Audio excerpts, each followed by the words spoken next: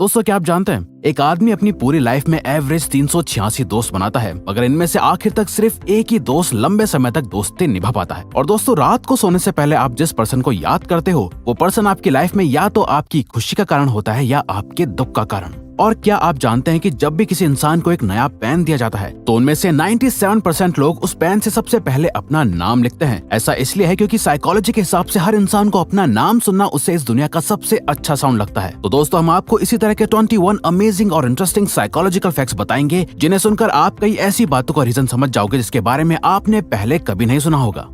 Number 21, अगर आप चाहते हो कि कोई आपके सामने झूठ ना बोले तो आपको बस इतना करना है कि जब भी आप उस पर्सन से बात कर रहे हो तो उनकी आंखों में देखने के बजाय आपको उनके माथे के बीचों बीच देखना चाहिए। इससे वो अपना थोड़ा बहुत कॉन्फिडेंस खोने लगेंगे और उन्हें लगेगा कि वो अगर झूठ बोलेंगे तो वो पकड़े जाएंगे, और ऐसे में वो झूठ बोलने से रुक जाते हैं। इसलिए इसके चांसेस कम हो जाएंगे कि वो आपके सामने झूठ भी बोल पाए। नंबर 21, आपने कभी इस बात पर ध्यान दिया है कि जब कोई आपको इग्नोर करता है तब आप उस इंसान पर और ज्यादा ध्यान देने लग जाते हो। आपका सारा अटेंशन उसी पर रहता है। ऐसा क्यों होता है कि हम उसी चीज को चाहते हैं जिसे पा नहीं सकते? इसका एक साइकोलॉजिकल रीजन ये है कि हमारा ब्रेन अनफ्रेंडलीनेस को एक चैलेंज या गोल की तरह देखता है। आप उन लोगों के लिए इतने ऑब्सेस्ड रहते हो क्योंकि आपका ब्रेन उस इग्नोरेंस को एक चैलेंज की तरह देखता है जिसे आप अकम्प्लिश करना चाहते हो, जैसे किसी मैथ प्रॉब्लम की तरह। नंबर 19, आजकल psychological disorders like stress, anxiety, depression etcetera बहुत ज्यादा कॉमन होते जा रहे हैं। अर्ली 20s में की गई एक रिसर्च के अकॉर्डिंग स्टूडेंट्स का एंजाइटी लेवल इतना ज्यादा होता है जितना कि एक 90s-50s के साइकियाट्रिक पेशेंट का। और अगर आज के टाइम पे ये स्टडी अब दोबारा की जाए तो एक एवरेज स्टूडेंट का एंजाइटी लेवल किसी साइकियाट्रिक पेशेंट से भी ज्यादा होगा।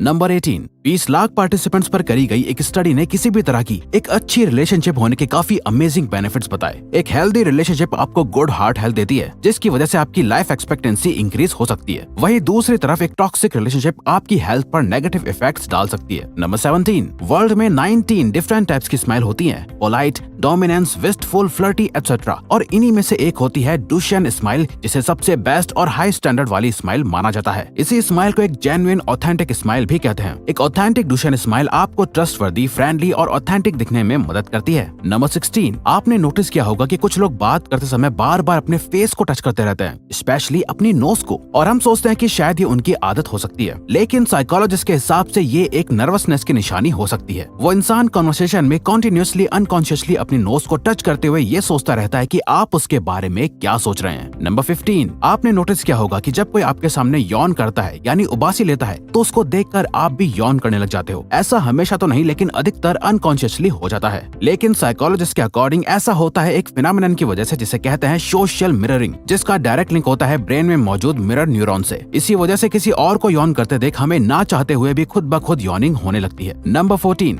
जब आप किसी क्यूट पेट, टॉय या बच्चे को देखते हो तो आपका मन उसे दबाने का करता है। पर क्या ऐसा होना नेचुरल है? इस तरह के बिहेवियर को कहा जाता है क्यूटनेस अग्रेशन। न्यूरोसाइंस रिसर्च में देखा गया कि हम पॉजिटिव चीजें देखकर बहुत ज्यादा ओवरवेल्म फील करने लगते हैं, और इन्हीं क्यूट चीजों को देखकर हमारे पॉजिटिव इमोशंस बढ़ जाते हैं, जिसे कंट्रोल करने के लिए हमारा ब्रेन क्यूटनेस अग्रेशन क्रिएट करता है जो हमारी इस ओवरवेलमिंग फीलिंग को कंट्रोल करती है। नंबर 13, दिन भर में हमारे दिमाग में 50,000 से भी ज्यादा थॉट्स आते हैं, जिसमें से 80% थॉट्स नेगेटिव होते हैं, जिनका हमारी डे टू डे लाइफ पर बुरा असर पड़ सकता है। इन थॉट से आप बच नहीं सकते, पर इनको सही जरूर कर सकते हो, अपने आप को बिजी रखकर या ऐसी एक्टिविटीज करके जो आपको खुश करती हैं, या फिर कुछ अच्छा सोचकर। अगर आपको लगता है कि आप ज्यादा ओवर थिंकिंग करते हो या आपको सिर्फ नेगेटिव थॉट्स आते हैं तो अपने आप को सुपर बिजी करके देखो। नंबर 12, ये एक काफी अजीब फैक्ट है कि हमारा माइंड जो हमारी मदर टंग यानी मातृभाषा है उससे अलग लैंग्वेज में कुछ सोचे तो हमें काफी सही डिसीजन लेने में मदद करता है। ऐसा बहुत सारी रिसर्च में देखा गया है कि आप जब किसी और लैंग्वेज में सोचकर डिसीजन लेते हैं तो आपका माइंड ज्यादातर टाइम सही होता है। इसीलिए अगली बार कोई डिसीजन लेने से पहले उसके बारे में इंग्लिश में सोच के देखना। नंबर 11, हम रेस्टोरेंट्स एंड कैफेज में वेटर्स को किस तरह से ट्रीट करते हैं ये दिखाता है कि एक्चुअल में हमारा नेचर कैसा है। इस रूल को द वेटर रूल कहा जाता है। इसमें यह देखा जाता है कि दूसरे लोग जो आपकी नजर में सिर्फ वेटर हैं उन्हें आप किस तरह से ट्रीट करते हैं। आपका नेचर आपकी पर्सनैलिटी को डिफाइन करता है, सिर्फ नाम और पैसा नहीं। नंबर 10, ऐसी चीजें करना जिनसे आपको सबसे ज्यादा डर लगता है वही आपको सबसे ज्यादा खुश रखती हैं। आप जब भी कोई ऐसी चीज करते हैं जिसमें थोड़ा रिस्क का डर होता है तो उसको करने के बाद आपको खुशी जैसा फील होता है। अब इन सब का ये मतलब नहीं कि आप खुशी पाने के लिए कोई भी गलत काम करने लग जाओ, लेकिन हाँ, कुछ रिस्क के एडवेंचर्स करने का ट्राई करके आपको जो खुशी हासिल होती है उसका कोई मुकाबला नहीं होता।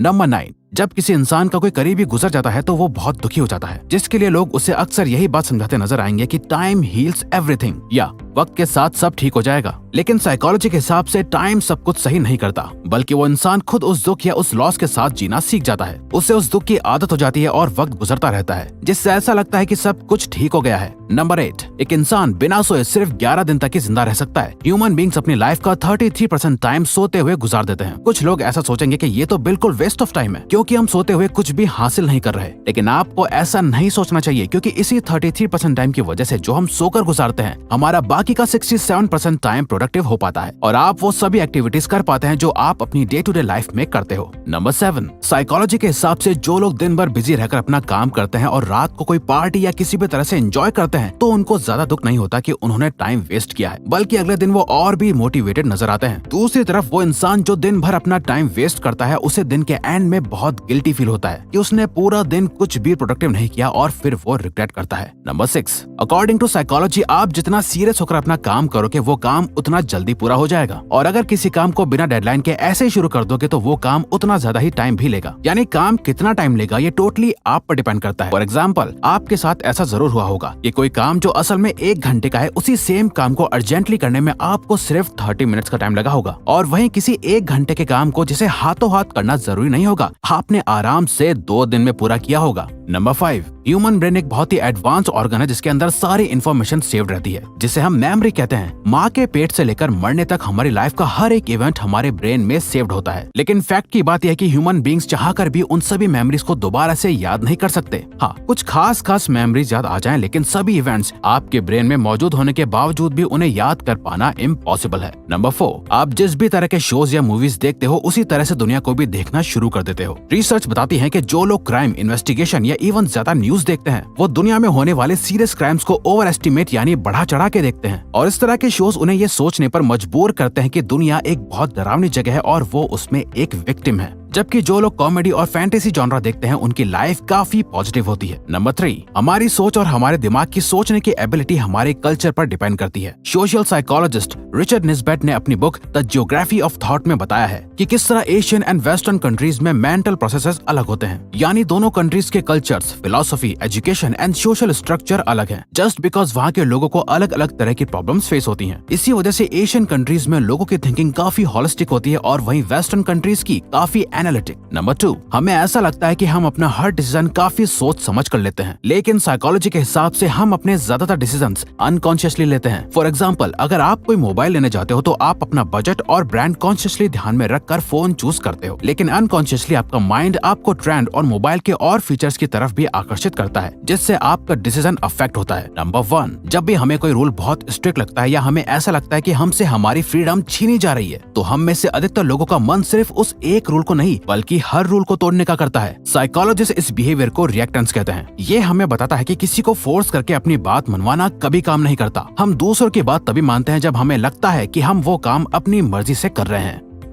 तो दोस्तों, अब अगर आपको ये वीडियो अच्छी लगी और आप आगे भी ऐसी ही अमेजिंग वीडियोस देखना चाहते हैं, तो प्लीज हमारे चैनल को सब्सक्राइब करके ऑल नोटिफिकेशन बेल को ऑन कर दो, ताकि हमारी फ्यूचर वीडियोस का नोटिफिकेशन सबसे पहले आपके पास आए। So till then, keep learning, keep growing.